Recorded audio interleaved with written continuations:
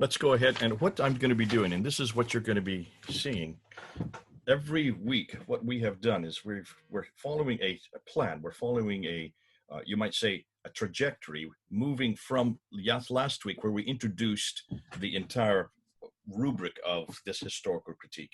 And one of the things and one of the problems we're having, and I'll introduce it again in this talk today, one of the big problems we're having, those of us who are working with Muslims, is that whenever we get into a discussion with Muslims, whenever we get into a debate or any type of panel interaction, almost invariably, in fact, I would say almost entirely, the material that we're getting from Islam is coming from the much later 9th and 10th century traditions. And the Islamic traditions are really all that they have. It's the only narrative they're familiar with. It's the only narrative any of us have had because it's the only one that's taught. And because of that, much of what we're coming up with now, much of the new research that we're going into, especially concerning how Islam began, concerning also how the Quran was written or who wrote it or when it was written, and also concerning how Islam really formed into the religion we now know today, the religion that has all these rules and regulations, all these, what we know as Sharia law, all these, this entire package known as Islam. When we look at the 7th century over here, when we look at the very beginning, when we look at the century that this was all supposedly happening or emerging, we don't see any antecedents for it. We don't see anything there that we can hang on. And that's why it's been a real tussle for those of us in the historical critique, because we're talking about two different narratives, two different time periods, and there's an awful lot of contradiction between the two. So what we are doing, and this is why we're doing these 5 lectures, these 5 lectures all take a different category in that historical critique. And we're asking not what happens in the 9th and 10th century, we want to know what's going on in the 7th century, when it all began, when it all emerged. Well, the more we start going back to the evidence that's on the ground, and everything we're doing is following the evidence that's on the ground. We don't want to look and see what someone's theories are, or what someone surmises, or what someone believes happened from the 9th and 10th century redacted to the 7th century. We want to know what's actually happening in the 7th century. We want to know what's going on. And when these events are happening, who is this guy named Muhammad? What did he do? What did he say? Did he actually live there? Did he live that far south? Is there another Muhammad? Could we find some possibly this name in other sources? Are there other references to Muhammad? And is he the same Muhammad that's in the traditions? What about Mecca? Did that city exist? Was it there? Can we look for it? Can we see references to it? Is it on a map? These are the questions that we should be asking, but we're not, because we're so clear that everything we're looking at is this 9th and 10th century narrative. And that's what we've done now with the Qiblas last week. Today, then, we're going to move into a whole different area. Today, we're going to do the same thing, but I'm not going to change my paradigm. I'm going to keep the same paradigm. I'm still going to go back and say, what do we know about the 7th century? Please don't confuse me with the 9th and 10th century. I don't care diddly swat about the 9th and 10th century. I leave it over here. I don't want it anymore. It's much, much too late. And we'll show that now. In fact, I'll go right into my talk, and let's do that. So let me share my screen with you, and let's get right into it. And let's start with the first slide. Coins tell a story. Let's look at this, known as the classical Islamic account. And why should we disagree with it? Why should we ever doubt it? There's no reason to doubt this account. Well, I want to put this on a timeline to help you out to see why there's a problem with this. So let's look at this timeline here. And what you see, first of all, is that Muhammad dies in 632. Okay, we'll go with that. I'm not going to dispute that right now. But then we know about his biography. So everything we know about his life, what happened, is first written by this guy here, Ibn Ishaq, 765. But it's Ibn Ishaq who actually takes what Ibn Ishaq says, and he throws out much of it and only retains that which he likes. So really, it's not Ibn Ishaq that we go to. We don't go to really Ibn Ishaq, we go to Ibn Hisham. So let's get rid of Ibn Ishaq. After him, the other one that writes a biography is known as Al-Waqidi, and he dies in 835. Then we have another genre called the Hadith. These are the sayings of the Prophet. These are much more prolific. These are much more in-depth. And the first to write one of those down is Al-Bukhari. He's given 600,000 of these akhbar, these sayings of the Prophet, and he's given the responsibility between 850 and 870, the last 20 years of his life, to decide which were authentic and which were not authentic, and he was to whittle them down and throw out that which he didn't like and retain that which he did, which he did. He threw out 98% of it and destroyed 98% of it and only left 2%, which made roughly about 7,397. So from the 600,000, he reduced it to 7,397 sayings. How did he know whether or not Muhammad said these things? Look at his date, 870. Muhammad died in 632. You're talking about 240 years later. Bukhari, from Bukhara, that is not in Arabia. That is up north of Iran. So he was hundreds of miles away and hundreds of years later, yet he seemed to know what Muhammad said and what he didn't. Obviously, there's an agenda here, but he's not the only one. After him comes Sahih Muslim, he dies in 875. After him comes At-Tirmidhi, he dies in 884. Then comes Ibn Majah, he dies in 887. Ibn Abu Dawud dies in 899, and then An-Nasai, and they're the 6 of the major compilations of the Hadith. These are what they know as the 6 canonical compilations of the Hadith: Bukhari, Muslim, Tirmidhi, Majah, Dawud, Nisa. So those are 2 of the 4 genre of what we know as Islamic tradition. But there is a third and a fourth. The third and the fourth are known as the tafsir and the tahqiq. The tafsir would be the commentaries on the Quran, and the tahqiq would be the histories of all mankind. And they are first written down by this man here, Al-Tabari. He is the first one to write the tafsir. There is not a tafsir before him, and he is the first one to write down the tahqiq. Look when he died. So he died in 923. Which means all of the traditions, the Sirah, the Hadith, the Tafsir, and the Tahqiq, are over 200 years after Muhammad. And that's the problem. And that's what people aren't talking about. And that's what we need to bring into our discussion. You need to show your Muslim friends this timeline.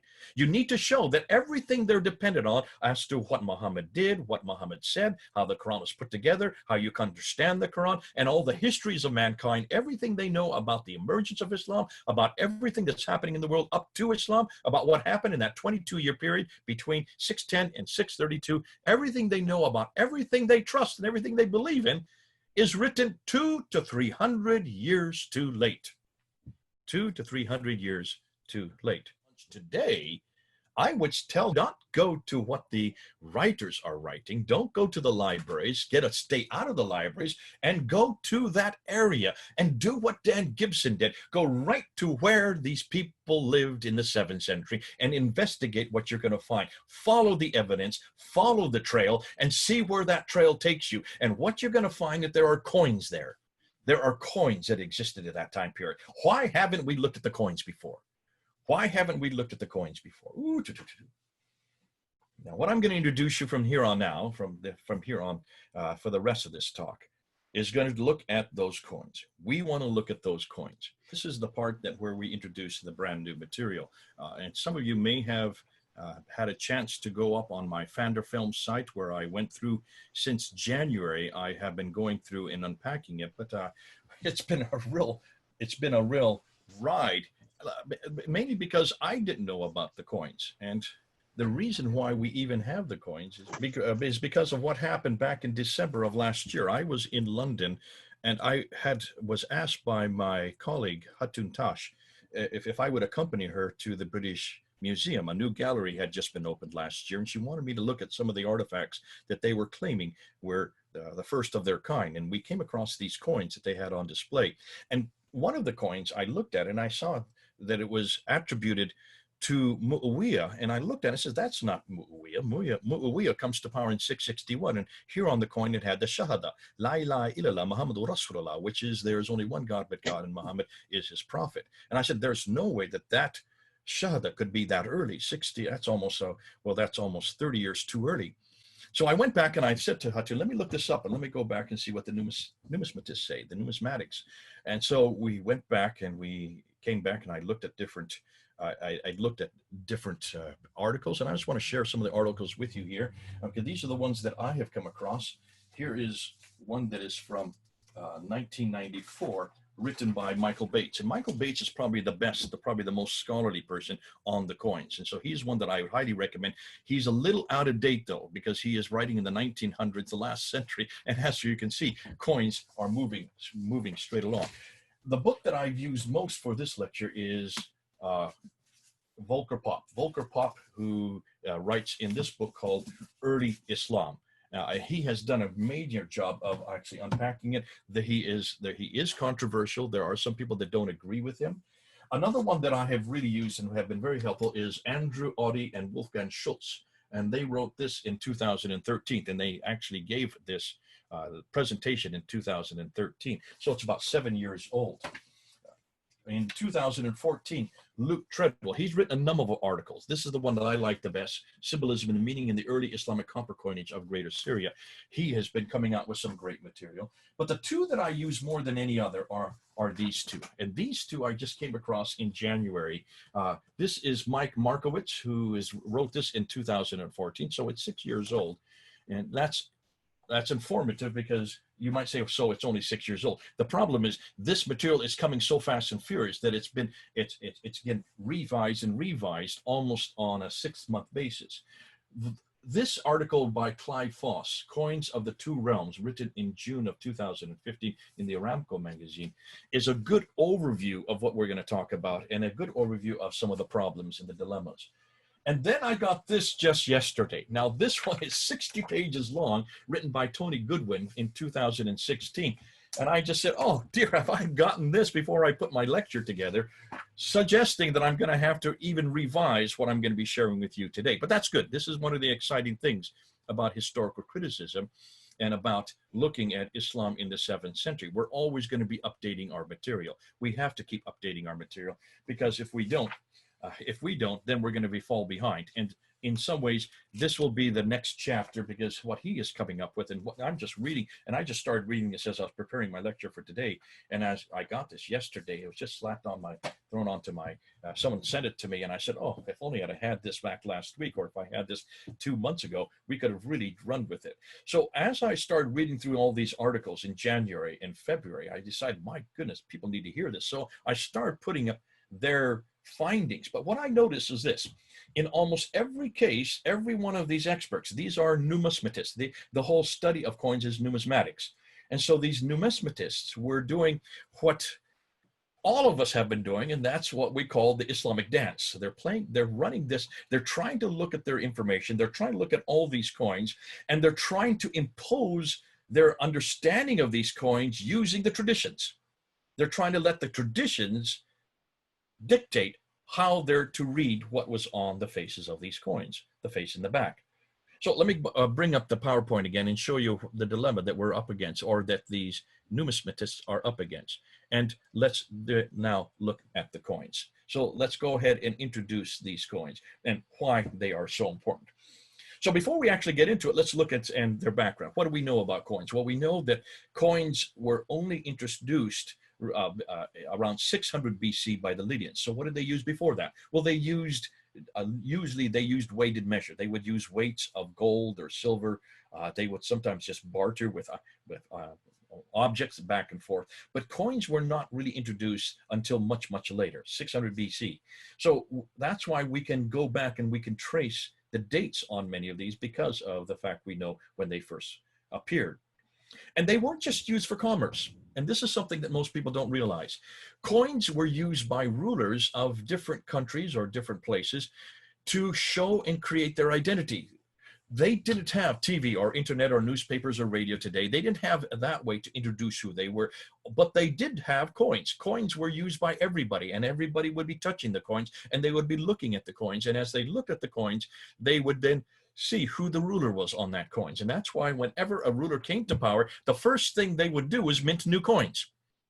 Then they would have to use these mints that were already in existence. And they would then put their name or their image on that coin. That was the best way to introduce themselves to those who they ruled. So they bore images of themselves.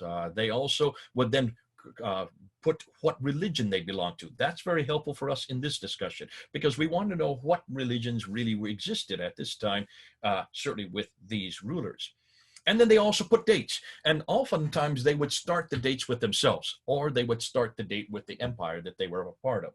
Now, that's why we then can see where when these coins were minted, and then follow the trajectory of their minting. They also refer to where and when they were minted. And that to me is important, putting us not only to follow the chronology, but also places of origin, because you're going to be surprised by what we're finding concerning where these mints were.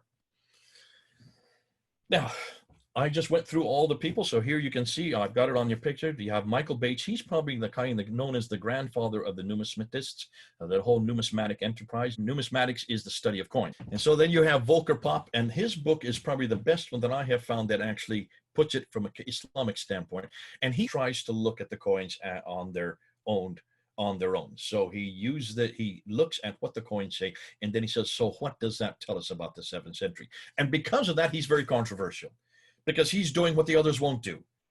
Because your Michael Bates or the Andrew Audis or the Wolfgang Schultzes, the Luke Treadwells, the Michael Markowitz and the Clive Rosses, also the Tony Goodwoods, all of these individuals, they cannot get away from the Islamic tradition. They cannot get away from that narrative. They don't want to get away from that narrative. They feel safe in that narrative. And that's why they're having a difficult time, because what they're reading on the coins does not jive with what the narratives say. And that's their dilemma. And Volker Popp is one of the first to actually do what every historian should do, what Gibson did vis-a-vis what King did, and also what Volker Popp is doing vis-a-vis what everybody else is doing. They're going back to the 7th century. And they said, let's forget about the traditions, let's forget about that history, and let's see what the coins tell us concerning what's happening in the 7th century. So these are great numismatists, but they are not necessarily great historians, is what I'm finding. They look at the coins and describe them correctly. Yes, they do describe them, and that's why they're a great help, because they know the languages, they understand certainly the images that are on them, the little pictures that are on them.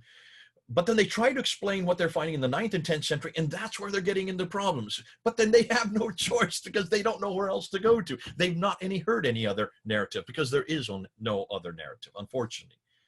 So that's why I think we need to dispense with the Islamic traditions, as I said at the very beginning of this talk, as I said last week, as I'll continue to say even next week, and we need to go back to the 7th century. Isn't that the task of the historian? If that is our task, should it also not be the task of the numismatists? Shouldn't they also be doing the same thing? Because in a sense, they are historians. That's what they're doing. When you're looking at those coins and you're trying to decipher them and you're translating the text, you then have to put it in a historical context. And that's what they should be doing. And I'm a numismatist, I know, is speaking about old coins. That's their oeuvre, that's their job, that's their remit. So part of the remit is then to understand what those coins are telling us. And they lament, and this is the first thing they all say, that they cannot find coins from the Hijaz. So what are we talking about? What's the Hijaz? Well, the Hijaz is that central part of Arabia that includes both Mecca and Medina. The central part of Arabia, known as the Hijaz, where supposedly Muhammad came from, where Uthman came from, where all the Qurayshi dialect came from. This is known as that central part of Arabia, where Islam supposedly began, where Adam and Eve supposedly lived, where also Abraham actually lived. If you look at the traditions, if you look at the Quran, look at chapter 7, verse 24 in the Quran, Adam and Eve were sent down to Mecca. If you look at chapter 21, verse 51 to 71 in the Quran, Abraham was there in the Kaaba. He was living in Mecca. I had no idea until I read the Quran that he was that far south. So all of history begins and ends with Mecca and Medina, Hijaz. Yet there seems to be no coins there. If it's such an important place, why are there no coins from that area? Take a look at the map. Note where the mints are. The mints are where the coins are made. It's called a mint in English. So look on the left. Notice that all the mints, those that are circled there, the ones that have circles around them, those mints are north of Israel. They're up in Syria, in Lebanon, but mostly in Syria. That's almost 1,000 miles too far north.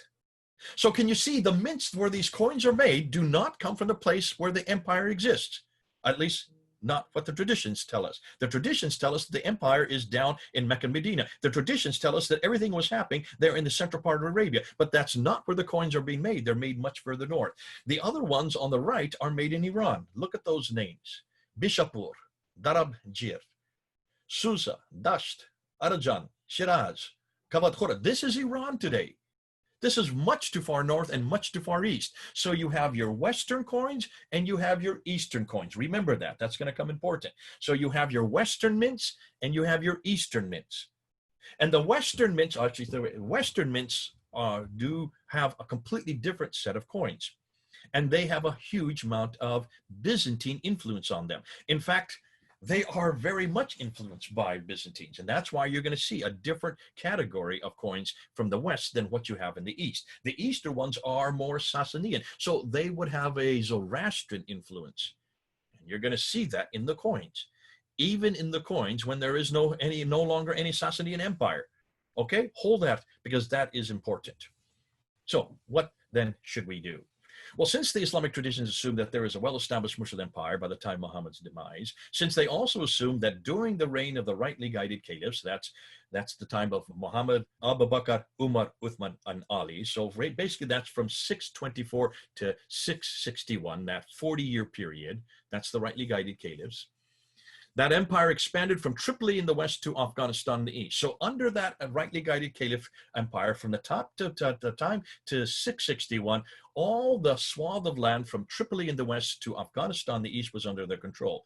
There should be some evidence in that vast swath of lands for this empire. There should be at least coins which were minted by the caliphs. People under authority needed coins to do commerce, and the caliphs also needed to announce their authority. So let's then look at the coins in the 7th century and see what we find, because they do tell a story, and it's not necessarily the right story, and it's not the story we've been told, and it's not the story Muslims want to hear. But then that's why we're here. So let's start with the coins from the Byzantine North, the drachma, the pre-60. This is the first one of the coins, and when you look at the coin, you will see this is a Byzantine coin. So therefore, it is made out of gold. If you look, they ruled Turkey, Syria, Palestine, and Egypt. And that's where these coins were used. So that whole part of the northern area was part of their jurisdiction. The obverse means the front side of the coin. If you look on it, you will see it's the emperor. It's actually Justinian. And then on the, he's holding an orb. And look what's on the orb. It's a cross. Then he has his two sons behind him. They are also holding crosses. The reverse side, you see the Byzantine cross on a pedestal. That's the Byzantine cross. So it's obvious that this is a Christian coin. This is it has a Christian identity. That's the precursor. That's the beginning of the coins. And here's the question that comes out. From 624 to 660, the Byzantines have now destroyed the Sassanids. That starts at the battle in 622, where Heraclius destroys the Sassanians, and then he helps the Lakhmids and the Ghassanids, and they now take over. So now the Arabs have their identity, and this is the beginning of the Arab identity. Now, according to the Islamic traditions, we don't even hardly hear about that battle. That's not important in the Islamic traditions, but then the Islamic traditions are written in the 9th and 10th century. What we do here is that Muhammad comes to power in Medina after 622. And then by 624 then, the Islamic State is introduced, and that's where you have the Treaty of Medina. That's where he then confronts the Jews, and that's why he then whittles down the Jews, and then by 627, he gets rid of all the Jews and takes over complete control of Medina. That's what the traditions tell us. You have the Battle of Badr in 624, you have the Battle of Uhud in 625, and then you have the Battle of the Trenches in 627. By that time, there are no more any Jews, and the Ansar, which are the native Arabs, they then come under his jurisdiction. He then introduces the Constitution of Medina, and he takes over then complete control. That's 624. If that is so, then what happens next? Well, then he starts moving out, and you can see, if you look at the Maghazi documents, if you look at the Sirah of Ibn Hisham, and the Sirah especially of al-Waqidi, you will see that he starts conquering all these neighboring areas, and he moves out and completely conquers them. You have 29 that he actually participates, and 33 that he actually plants. So he expands his kingdom enormously. By the time he dies in 632, and Abu Bakr and Umar come into power from 632 up until 644, from 632 about 644, that time period is where you have the great expansion.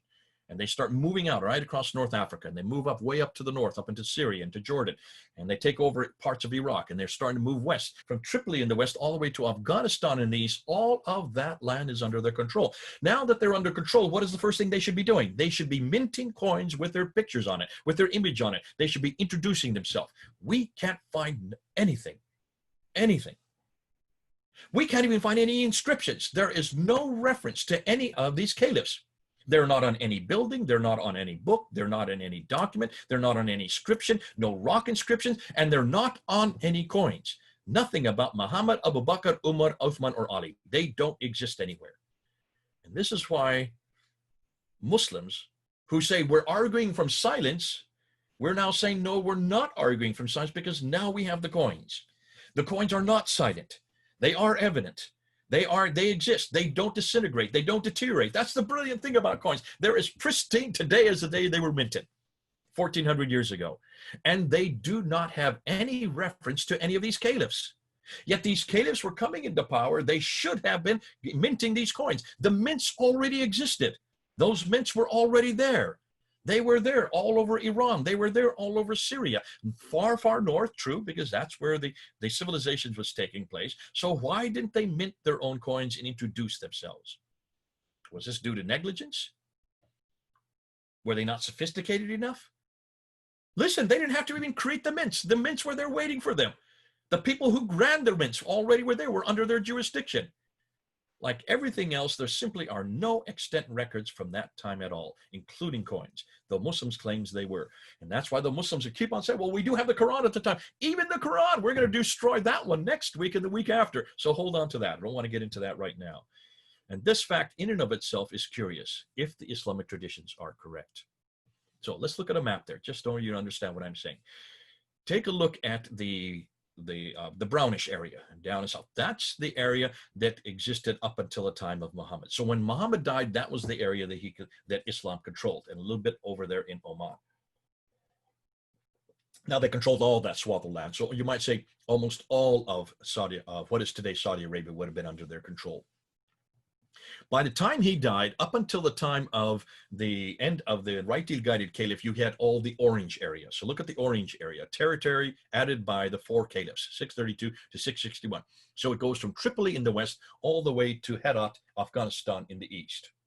That's a huge swath of land. And that includes Iraq, that includes Iran, that includes Syria, that includes Egypt, and that includes what is today Libya. Okay, so you can see that's an enormous amount of land. All of Arabia and all of those countries were under their control. So if that is the case, where are the coins to support this? Where are the coins that support these different caliphs? Abu Bakr, Umar, Uthman, and Ali. Why don't they have anything in their names? What coins do we have? Well, in about 640 to 660, you get these coins. I'm just going to show you two from each area. There are many, many more that I could show. But take a look. Look at the front part of this coin. This is what we know as a Byzantine proxy state. So these are the coins in the West. And in the West, the coins that were minted there are copper coins and golden soliduses. So they're either made out of gold or copper.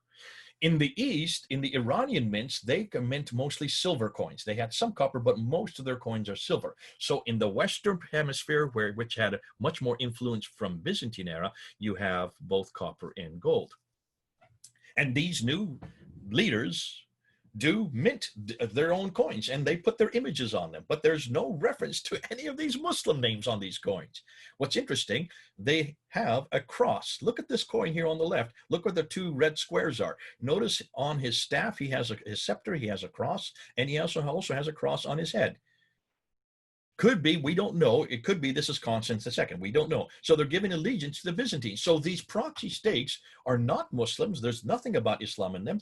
There's nothing about anything to do with Muhammad or anything to do with Abu Bakr or Uthman or Ali. These should be the times when Uthman and Ali and Abu Bakr should have their names on these coins. Nowhere on any of the coins do you find any of these caliphs.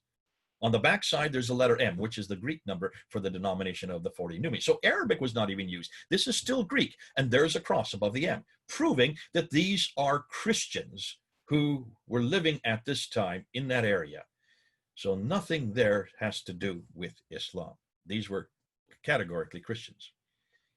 Then we have other coins. And these are interesting, but there's very few of these, and they're much more cruelly made, which seems to suggest they're made by independent rulers, small independent rulers. On the front side, the obverse, here is the same coin as in the previous slide, but the crosses have possibly been removed from above the head and from the scepter. On the back side, the cross is also removed, and above the Greek number M, or maybe it's just damaged, we just can't see it because it looks like it's been cut off there. But what possibly this could suggest is that there is a movement now away from Byzantine Christianity here in the West and towards a new Arab identity, which makes sense, as we're going to find Mel and Murad, what they're finding now in Iraq and what they're finding in Jordan, what Gibson is finding in Jordan. What we're now finding is there was an Arab identity that was introduced in 622 when Heraclius destroyed the Sassanians. and gave them pretty much their own hegemony, gave them their own autonomy. Once that Arab identity comes to the fore, it would stand to reason that they would try to get away from underneath or any influence from Byzantine Christianity in the north. What is interesting is there's nothing Islamic in any of these coins. You notice that there's no reference to anybody called Muhammad or the Caliph Abu Bakr or Uthman or Ali from 640 to 660. And then you get the Umayyad, and here's where the coins really become a lot more sophisticated. And it's Muawiyah that really introduces the best coins. And here are the gold solidus. Here's a gold solidus of his. It is introduced in 661, but it continues to be introduced up until 680. So Muhammad dies in 632. Now we're talking about for 50 years now. This has been, well, this is actually for the last 20 of those 50 years. You can see on the front side, it's a gold coin, it's a solidus with a picture of the Byzantine Emperor Heraclius. So here is Muawiyah in the West giving allegiance to Heraclius. Why in the world would he give allegiance to Heraclius and his son if he is now a Muslim and he has nothing to do with Christianity? Notice that? On the back side, you have a Latin inscription in the Byzantine cross. Why would it be Latin? Why is it not in Arabic? Minus the cross piece at the top. Thus, the coin was boycotted by Christians because the majority of his people that were under his power were Christians, proving that this was still very much a Christian environment, not an Islamic environment, which completely confronts what the traditions are telling us. So why would Muawiyah show a Christian emperor and his son and not himself on his coin? And notice the coin is still not Islamic. Now, because of that boycotting by the Christians, he then minted this coin. And here's a copper one. This is a copper, so it's a much lesser. And there is the 40 Numi on the reverse side. On the front side, Muawiyah went back to a picture of a faceless emperor this time with a cross above his head, showing that either he is a Christian or he's giving allegiance to Christianity because of the power of the Byzantines in the north. Either way, he is not a Muslim. There's nothing Islamic about this coin. Nothing. Why does Muhammad need to show him placate the Christians if the Arabs now control Damascus? Remember, they're way up in Damascus now. The Byzantines are they're up in Turkey, and he's there in Damascus. That's where his political power is. That's where his seat is. That's where he's now basically in control. And why is it he doesn't have anything Islamic on his coin? Up all the way till 680, nothing Islamic. Over in the east, meanwhile, you have these Sassanian coins starting to appear. This is coming out of Iran in 661, again, under Muawiyah. And here you have an Arab Sassanian anonymous bus. On the margin, it reads Ilaha, or unto Allah. Now remember, be careful. This doesn't mean it's Islamic, because everybody used that word Ilaha. Ilaha is the Nabatean name for God. All the Arabs then incorporated that name. Arabic, which was now coming into its own, was beginning to take on its roots. It now had no other name but Allah. It was a Nabatean God. It is not an Islamic God. And then on the right, take a look on the back side, and this is what gives it away. Look at the Arab Sassanid fire altar with attendants with the mint name Daragir, which is in modern-day Iran. What? If these were Muslims, what were they doing putting a Zoroastrian fire altar on the backside? So in the east, they were still Zoroastrians. In the west, they were Christians. They were not Muslim. Allah's name now appears on the Umayyad coins. This is not surprising, as this name would have been borrowed from the earlier Nabatean name for God, Ilaha. All Arabs use the name Allah. Both the Christians and the Zoroastrians would call their God Allah, because that's the Arabic name for God, which is now coming through that Arab identity that started to appear in 622. This is Muawiyah's coin here, and on the front side, in 663, introduces this coin, written in the Middle Persian, Muawiyah, Amir, Urishnikan. That means Muawiyah, commander of the faithful. In the margin, there is the Bismillah, in the name of God. On the reverse side is a typical Arab Sassanian fire altar with attendants in the mint name Darabgid, once again, there in Iran. So it shows where it comes from. You can see his image, and there you can see the name, in the name of God. Again, Allah, that is the Arabic name for God. Now, instead of writing simply unto Allah, Mu'in then adds in the name of Allah. You might notice also the moon and stars are there emphasized. Now, people have come back to me and they said, oh, that proves that that's Islamic because the moon and stars. No, it is not. The moon and stars is a Sassanian symbol. It existed since the 2nd century BC. It was to show royalty, and that's why it has always been, as a Sassanian symbol, a Persian symbol. This is not an Islamic symbol. In fact, the Islamics only incorporated under the Ottoman Empire this moon and star. That was only incorporated in the 1300s, in the 14th century. 693, much, much too late. So don't get confused by that. That is not Islamic, even though some Muslims have tried, I'm sorry, some people have tried to point that out to me. Then you have this coin that was coined in 667 by Mu'awiyah again. Remember, he's the first of the Umayyad Caliphates. He is part of the Sufyani family. On the front side, you have Bismillah Allah Malik. So in the name of God, the king, referring to himself. So he is now coming in the name of God. On the reverse side, a typical Arab Sasanian fire altar in attendance, and the mint again, this time in Bishapur in modern Iran. So that's just west of the Ragbir, what we saw. So these are still mints far north, not in the south. They are not anywhere where this should be. These mints should be down in the Hijaz. They're way up in Iran or they're way up in Syria. The sequence starts with unto Allah, then Mu'awiyah adds in the name of Allah, and here he adds the king. Yet there is still no reference to Muhammad's name or anything Islamic about this coin. And this is now 667. It's not till we get to this coin. And this is the coin that finally introduces something Islamic. And look at the date, 692. Now, this is something that both Bates, Walker, Miles, Foss, and Islamic Awareness, they all agree on this. Everybody's agreed on this point. Even Islamic Awareness has agreed on this point, that this is the first Islamic coin. This is the first coin that you could probably suggest is Islamic. On the front side, Abd al-Malik, who comes to power in 685 and rules up until 705, he pays homage to Justinian II, who is ruled from 669 to 711. So he's still paying homage to the Byzantines using this gold coin, and they go to war because of this. Because what does he do? He takes off the crosses. There are no crosses. So he's taking off the cross. This is like the coin that we saw earlier above Justinian II. It's a mockery against Justinian. He's mocking Justinian, the Byzantine emperor, and he puts their image with his two sons on either side, but he takes off the crosses from the orbs and he takes off the cross from his head. And on the back side, he puts a globe there, replacing the Byzantine cross, and inscribed on it is Bismillah illallah Muhammadur Rasulullah. In the name of God, there is no God but God alone. Muhammad is the messenger of God. There is the Shahada. This is the first time we see the Shahada introduced on any coin. So this coin is the first to introduce Muhammad. It is definitely Islamic, but is it really the first to do so? And this is something that people are disputing me with, and I have to therefore look at these other ones.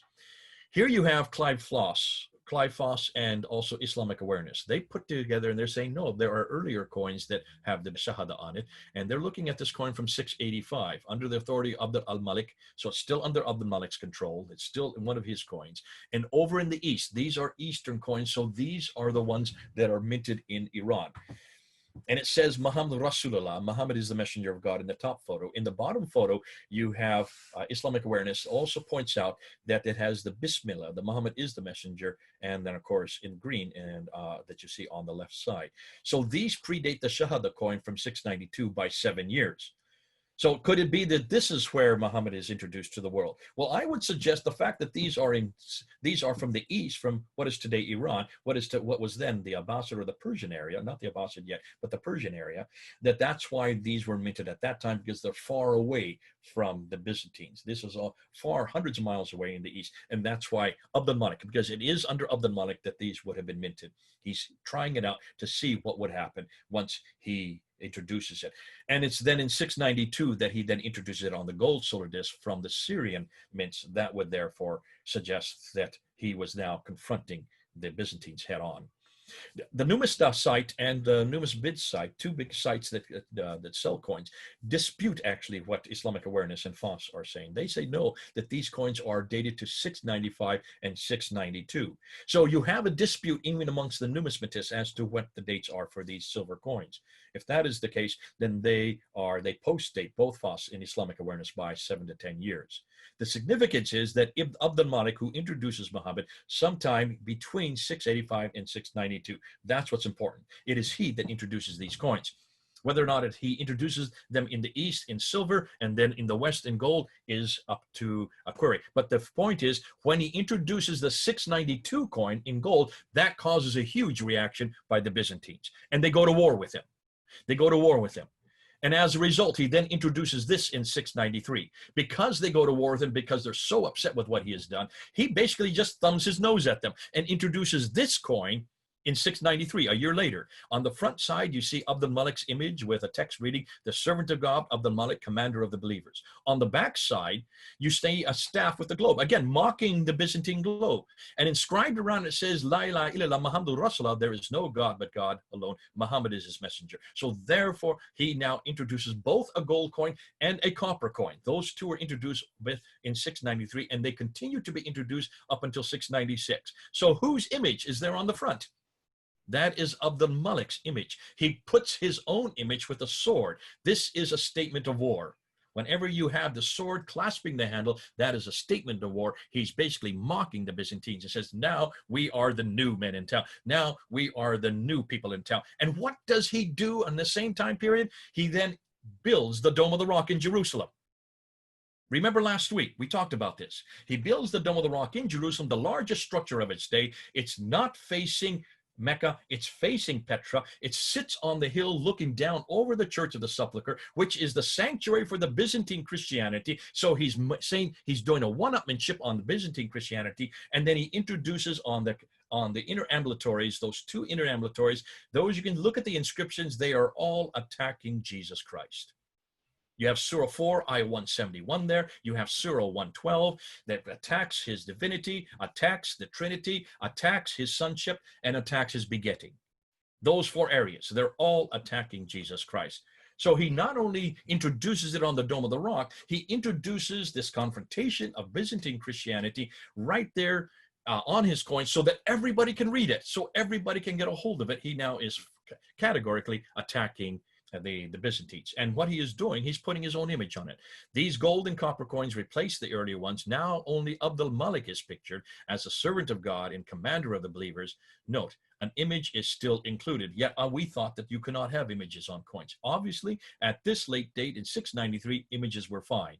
So this is something that is not something that was introduced by Muhammad, or as Islamic traditions claim, was introduced in 632. It's still being used in 693, 60 years later, proving again that the Islamic traditions are incorrect.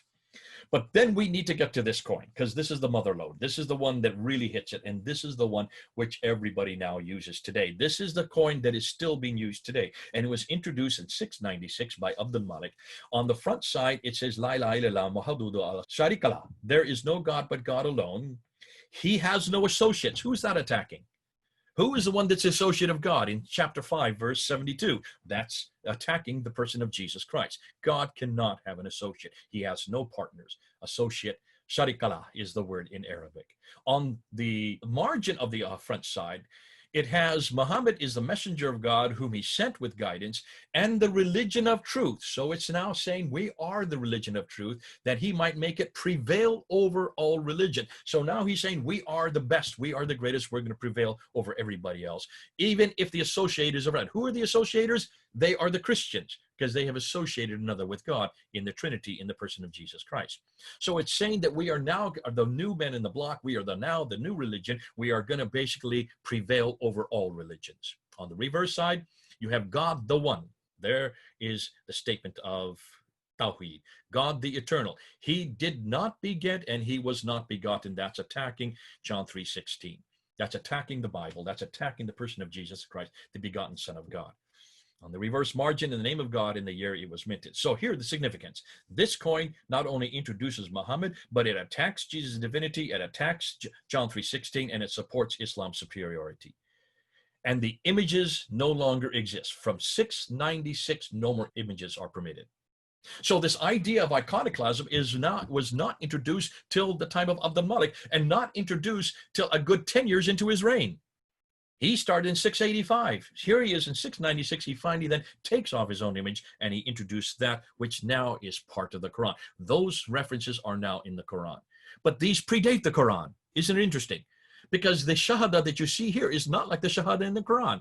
He has no Sharikala. There is no Sharikala in the Quranic text. That is only introduced on the coins, and it's introduced on the Dome of the Rock. In 697, then, he introduces the same coins in the east, on the silver. Remember, in what is today Iran. On the front side, there is no God but God alone, like the one in the gold coin. He has no associates. That's attacking Christianity. There on the margin, it's Muhammad is the messenger of God, whom he has sent with guidance and the religion of truth, that he might make it prevail over all religion, even if the associators or even if they get angry. So we don't really care about you Christians. Even if you do get angry, we're going to keep to this context. On the reverse side, it's God the one, God the eternal. He did not beget and he was not begotten, and there is none like unto him. Reverse, in the name of God, in the year is written. So this coin also, like the gold solar disc that was introduced in the western part of his empire, now in the eastern part of his empire, he introduces Muhammad and attacks Jesus' divinity, John 3:16, Allah's uniqueness, and Islam's superiority. Why a year later? Because he first had to come out with this broadhead right there in the western part, because that's where Byzantine Christianity was at its greatest. And then he confronts it and introduces it. And from this time on, from 697, both the gold solar disc and the silver coins only have script, no longer any images. So what are my conclusions? Well, prior to 660 AD, all early coins show a clear Christian identity on both sides of the coin. And then from 624 to 660, early Islamic coins just simply do not exist. Why? Since they control so much land. This is curious. There should be an enormous amount of coins that give us names for Abu Bakr and Umar, Uthman and Ali. We just don't see them. From 640 to 660, some Arab proxy states seem to be Christian, and others seem to want no religious symbols. And then from 661 to 680, Mu'awiyah retains his Christian symbols up to 680, and then he adds Allah's name, but not Muhammad's, curiously. And then in 692, Abdul Malik introduces Muhammad. This is where it really comes in, from 692. It could be 687. That's fine. I'll go with the 692 because this is the first one that goes internationally. This is the first one that really goes so the Byzantines see it. So this is the first Islamic coin, though the date is disputed. In 693 to 696, you see this is truly an Islamic coin, but images are still kept being used, in this case, the image of Abdul Malik himself. And it's in 696, so the end of the 7th century, Arab script, in the Arab script and only in the Arab script, introduces Muhammad again, attacks Jesus' divinity, attacks John 3:16 and his begottenness, and also shows Islam's superiority. So while Allah's name is introduced early, it's an Nabatean, Muhammad's is not. He's uniquely Islamic. Doesn't the numismatic evidence support the archaeological and documentary evidence? What am I saying here? Well, you're going to find this out in 2-3 weeks. In 3 weeks, we're going to go right into the other documentary evidence. We're going to look at the inscriptions, rock inscriptions. We're going to show you what we now know about these supposed letters by Muhammad. We're going to debunk every one of them and show you that these letters do not exist from the 7th century. They are only introduced in the 14th and 15th century. We're going to look at also the maps. We're going to look at the timeline. We're going to show you what we now know about who Muhammad is. We have now found Muhammad, and he is not the Muhammad of the traditions. He is a Muhammad out of Iraq. His name is Muhammad. He did exist. He did live. He was a king, but he's not the guy that we see in the Islamic tradition. So that name does exist. We're also going to show you where Mecca, we now know where the original Mecca is. We've just found that out in the last 2 weeks. And we know where it exists, and it's way up north, up in Edessa. It's in Turkey. So Muhammad's in Iraq, Edessa, and the original Mecca is up in Turkey. And then we're going to show you, and we're going to put it all together by saying, what now can we say about what Islam did finally introduce? Because the Islam that we have today is not from the Umayyad period. It's not even from before that period. It doesn't really get introduced till after 749. Islam that we know today gets introduced after 749. And that's why when you look at a timeline, they are all so late. Nothing comes into existence as far as his biography until the 9th century, till 833, as far as his sayings until 870, as far as the interpretation of the Quran, and also concerning the history of mankind until the 10th century. And as we're going to see next week, the Qurans that we have in our hand today are not even from the 7th century. The Qurans that we have in our hand today, the Qira'at in the Ahruf, only begin to appear in 736. That's 100 years after Muhammad. And they are not the Qurans that we have today. They are many different Qurans, but that's for next week. That's for another lecture. Thus, these 7th century coins confront the traditional 9th to 10th century Islamic narrative on every point. We've got the wrong people at the wrong place doing the wrong thing at the wrong time. It looks like we've got the wrong man who should be there all over these coins. So should the caliphs be all over their coins. They're nowhere to be found. Fascinating stuff. Now we cannot say that we are arguing from silence, folk. Can you notice? We're not arguing from silence. This has nothing to do with silence. We now have the coins in our hands, and these coins cannot be disputed. They are pristine. They are certainly the same coins that were minted. We still have them today, which makes my job an awful lot easier and makes your job an awful lot easier, because all you need to do is start with the coins. We're going to show you next week, then you go to the Kiddush. We're going to show you the week after that, then you go to the manuscripts. And then we're going to show you the week after that, then you go to all the inscriptions and all the other material that's now coming to play. Some of it even coming in the last few weeks. By another 3 weeks, we'll even have more material to be able to introduce. Okay, I've done enough talking. It's now over to you. Let's go ahead and find out what your questions are, and let's see if we can answer them as best we can.